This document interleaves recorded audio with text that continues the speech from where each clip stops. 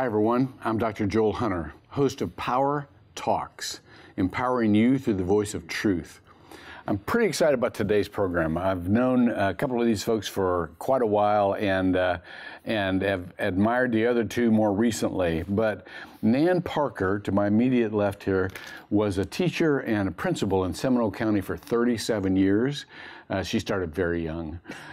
She established Christians in Public Education, CIPE, in 2002. For several years, Nan served in Namibia, Africa, where all three of us have been together as principal for Children of Promise Ministries.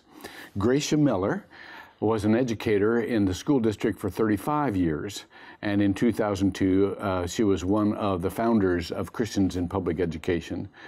And then at Lake Mary High School down in the end, Allie Mateus, Allie was born in Colombia, and she moved here in the 8th grade.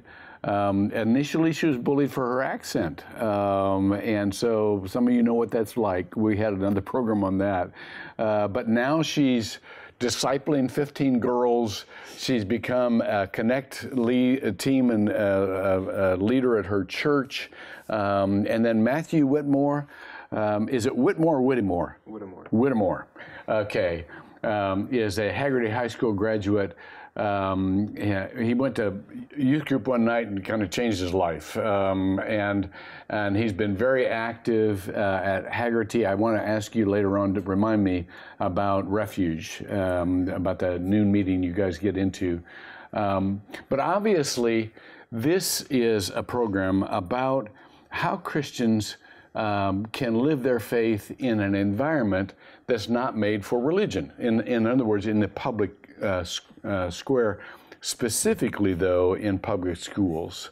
And so let me start off with you, Nan, just because we go back quite a ways, and tell me about why the organization Christians in Public Education was founded. Well, it was founded because of a need. Gracia and I were both working in a school that was high at risk. A lot of children came from homes that were broken, and it just was a situation that needed a special, caring kind of environment that wasn't happening. So when I came to that school, it's Hamilton in Seminole County, Sanford, I first met Gracia. I met all my teachers, but Gracia impressed me a great deal because that first meeting, we prayed together. Mm-hmm. I felt that the Lord called me to Hamilton, and so we began a journey together, and that journey changed that school. Mm-hmm. 10 years that I was there, we created an environment where Christians were comfortable with their faith and knew that they could walk a Christ-like walk in that environment. And the parents and the students and the community knew that. Yeah. And that school turned around. I was curious. I'm going to get to you right next, Gracia, because I'm anxious to hear your side of this. But as a principal, how do you walk that line where you don't get charged with, well, she's favoring her religion, or we feel left out if we don't have faith, or we feel unfavored, or whatever. Was it more just a fellowship where you encouraged other believers, or how'd you walk the line? I mean, you're the principal, you're the big kahuna. Well, part of it, I think, that enabled me to walk that line is that it was a predominantly black school. Mm-hmm. And their faith is a very big part of who they are. Yeah. And also the staff was predominantly African American. Yeah. So that kind of foundation was there. But there was also a big group of both staff and the parent population and student population that was white. But just in how you interact with people. Yeah. And Yeah. some people that are Christian don't wear a cross.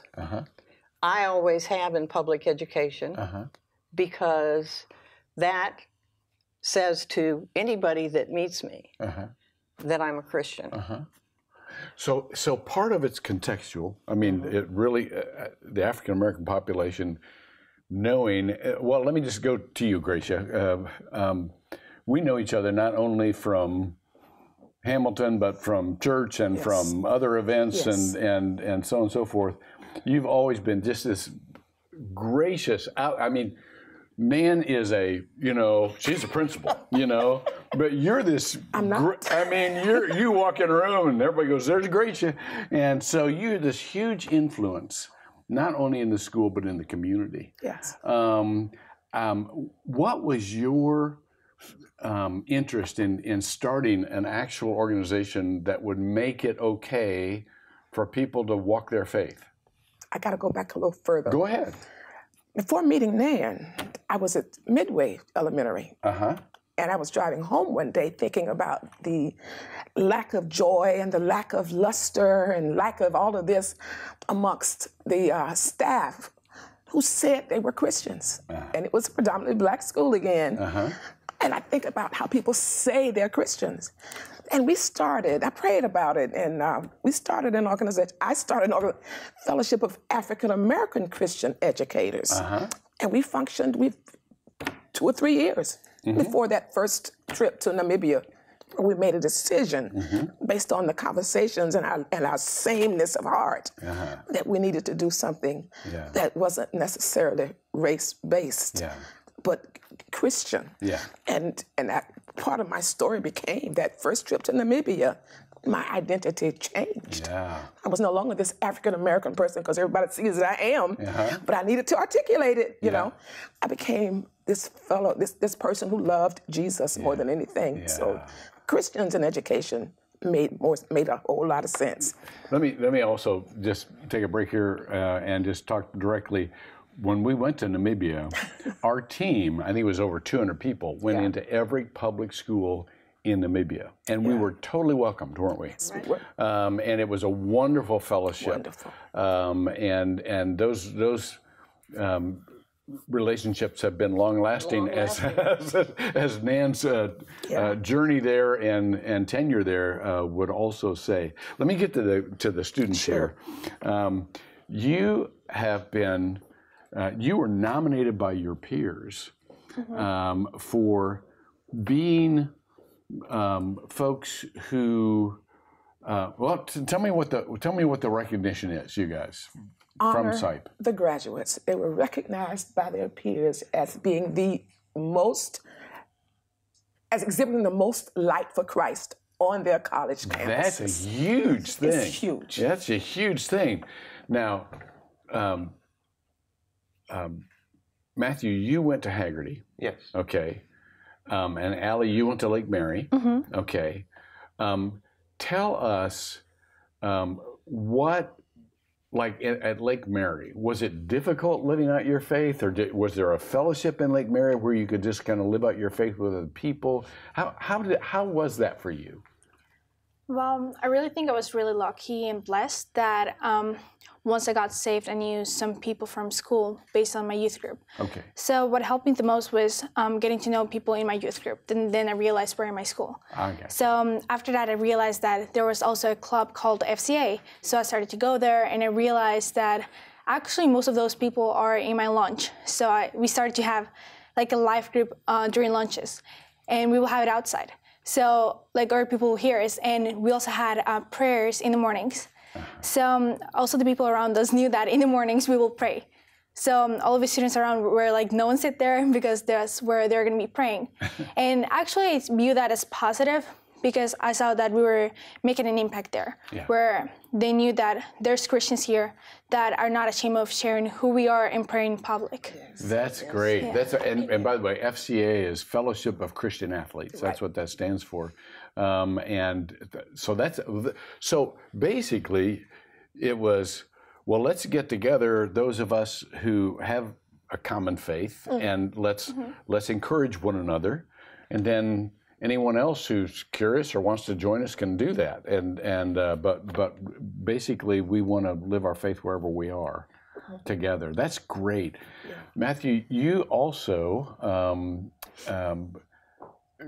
your mom was telling me about an every other Wednesday gathering called Refuge. Tell me about that. Tell us about that. So it's actually kind of new. A couple people from Oviedo High School and Haggerty High School that were close friends, they had this like desire from God to start a new Bible study at school.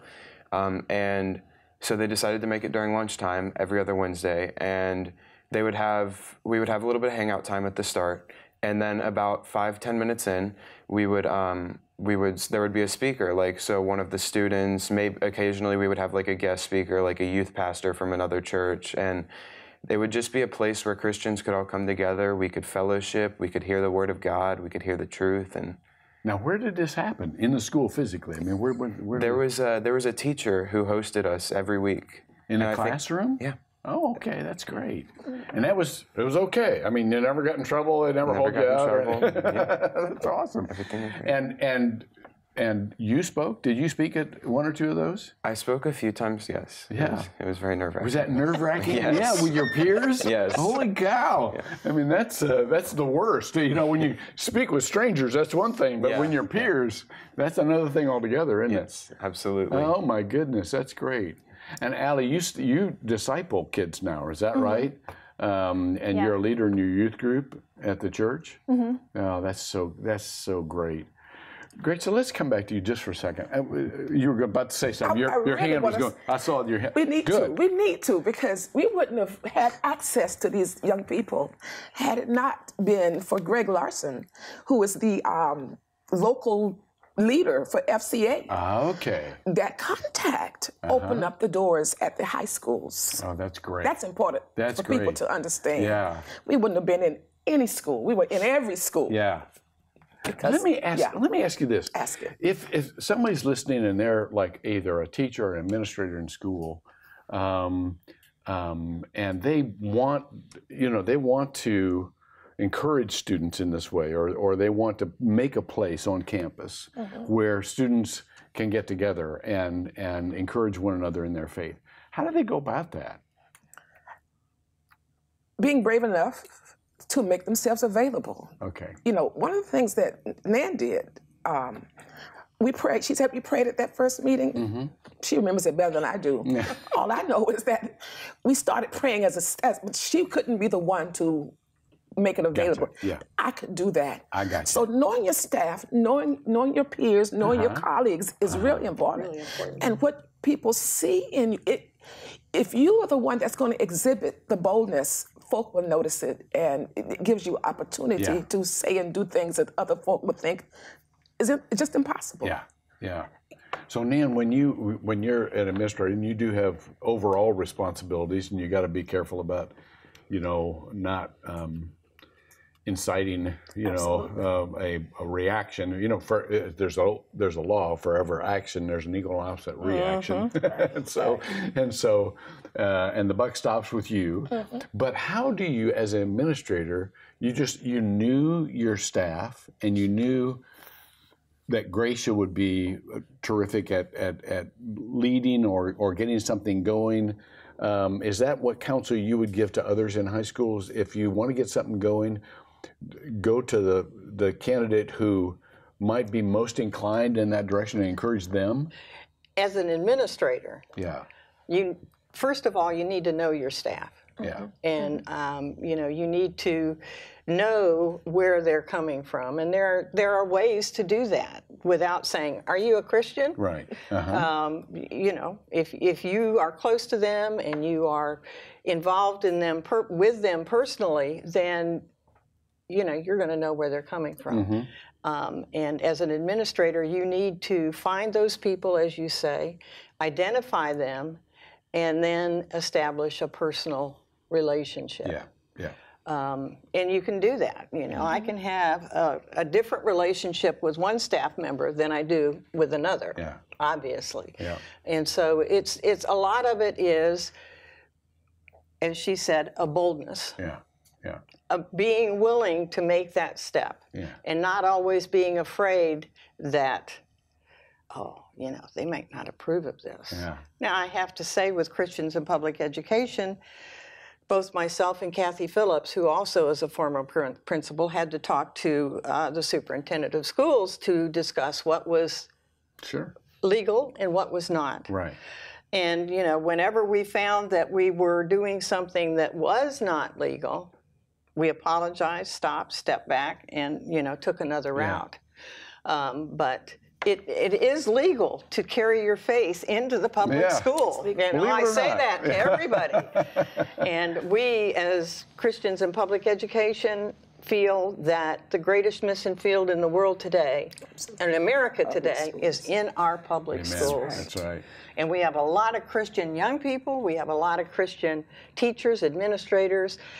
And we say Christians because we talk about bus drivers, cafeteria workers, custodians.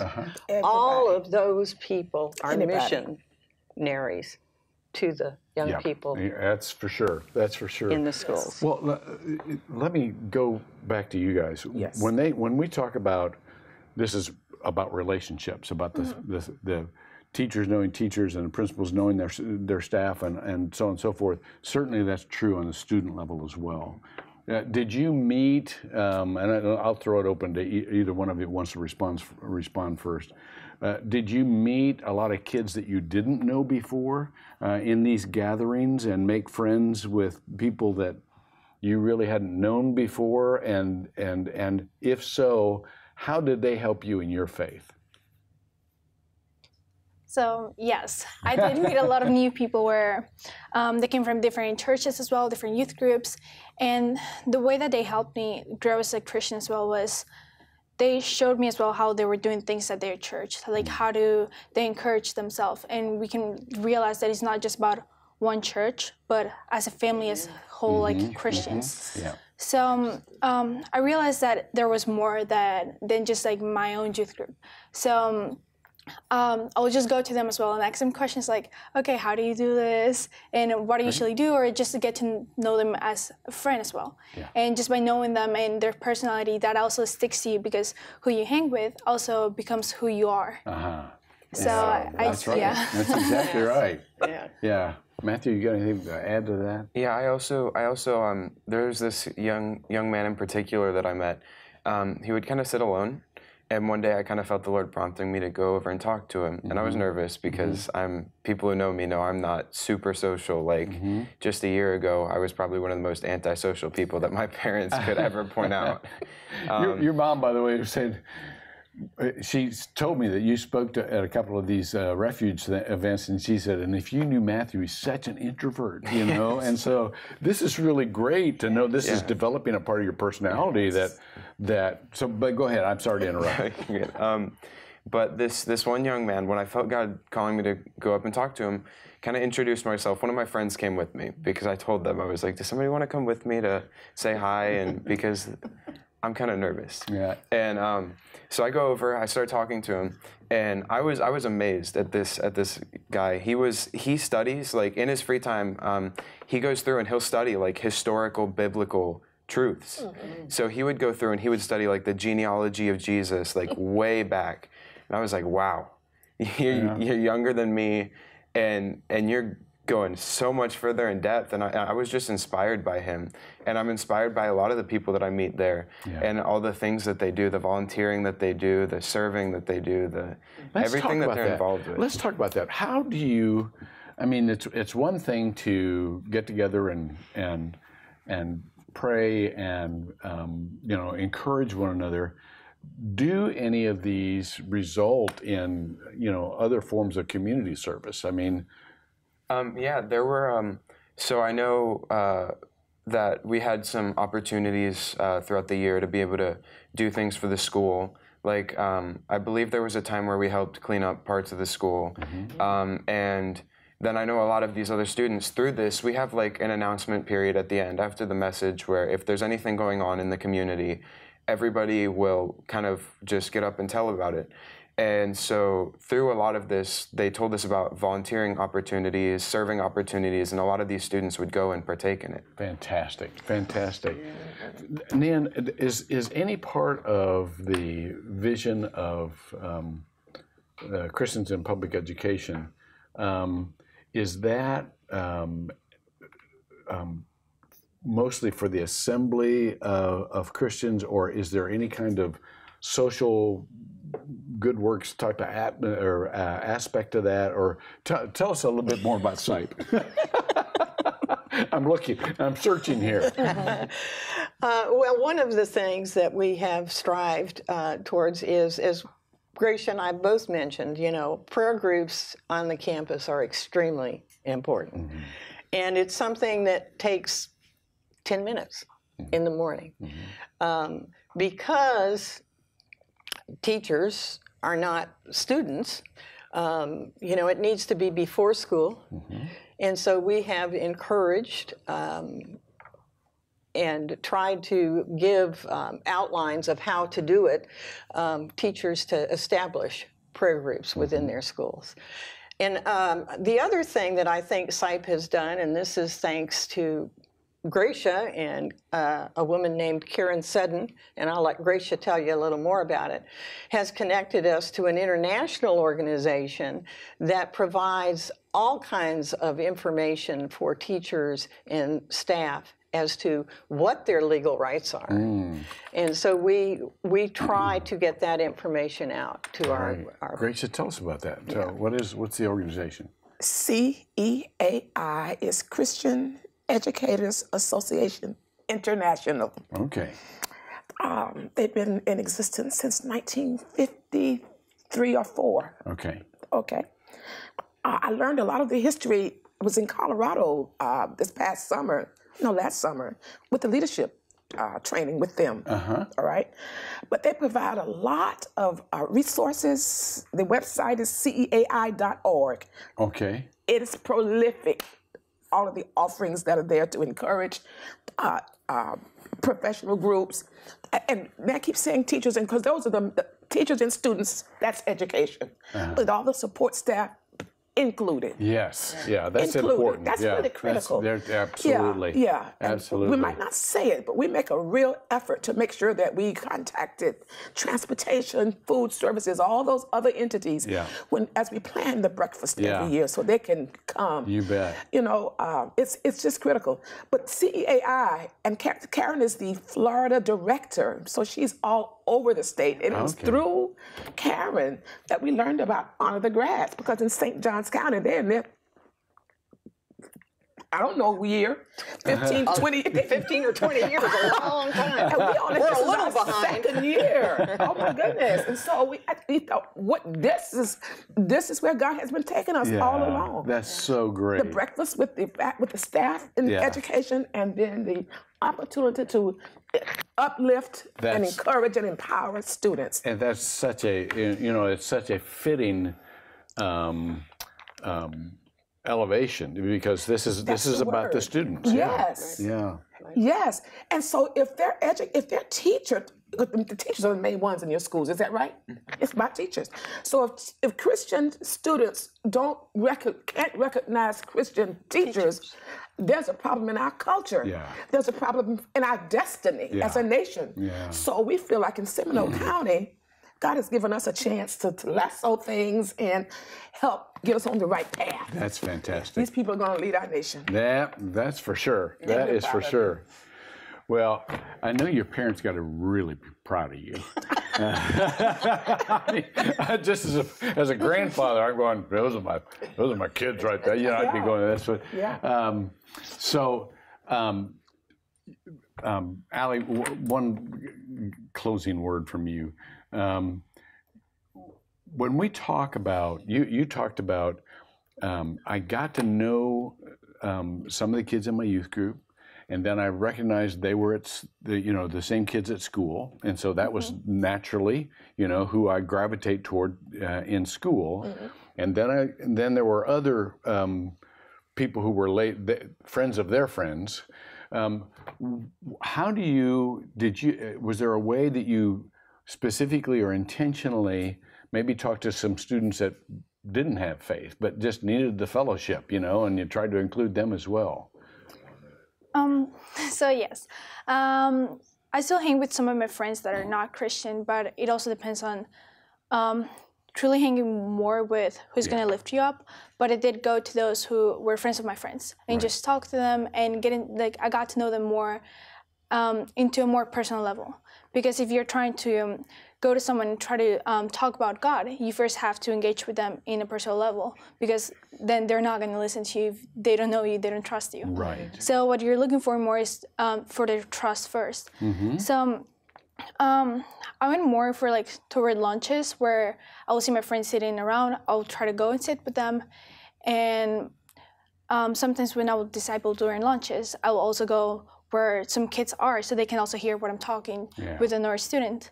And most of the times they will also get interested. And I remember one time that I was discipling and this girl was with us and she was just asking, oh, like I'm actually interested. And I was giving my testimony to one of my friends. Yeah.